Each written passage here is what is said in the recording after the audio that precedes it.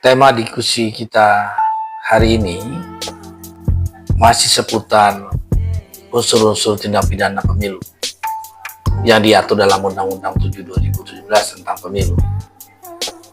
Ini berkaitan dengan pasal 492, merupakan delik formil yang mengatur larangan setiap warga negara atau setiap orang, atau dalam bahasa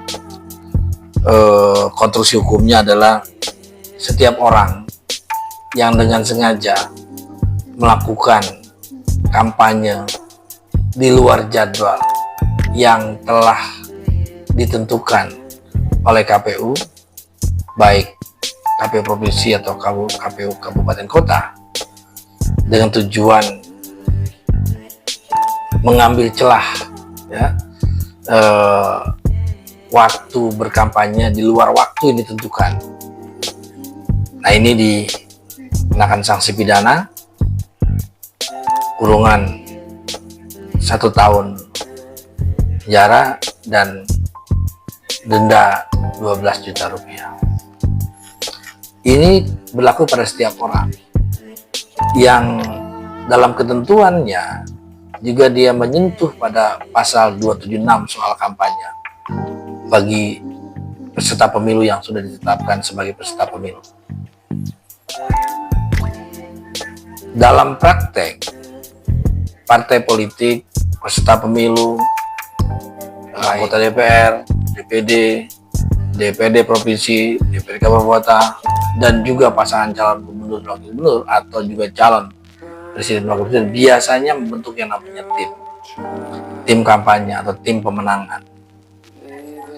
Nah, pasal 492 ini hanya menekankan kepada setiap orang yang melakukan tindakan kampanye di luar jadwal dikenakan sanksi pidana sebagai yang dimaksud tersebut.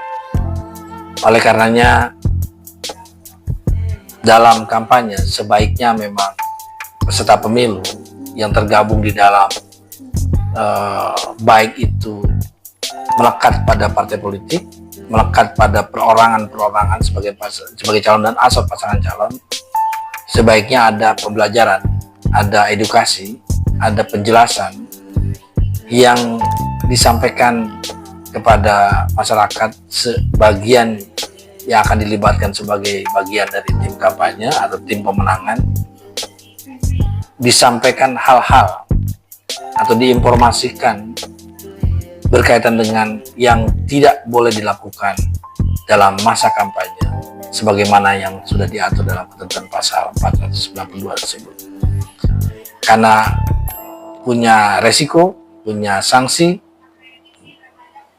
ada konsekuensi hukum di situ karena perbuatan dilakukan melanggar unsur tindak pidana pemilu sebagaimana diatur dalam Undang-Undang 7 2017. Terima kasih atas segala perhatiannya. Mudah-mudahan ini pencerahan, bagian dari edukasi dan sosialisasi Bawaslu kepada publik sebagai tanggung jawab informasi agar proses pemilu dan demokrasi dapat berjalan secara jujur, adil, dan langsung, umum, bebas rahasia.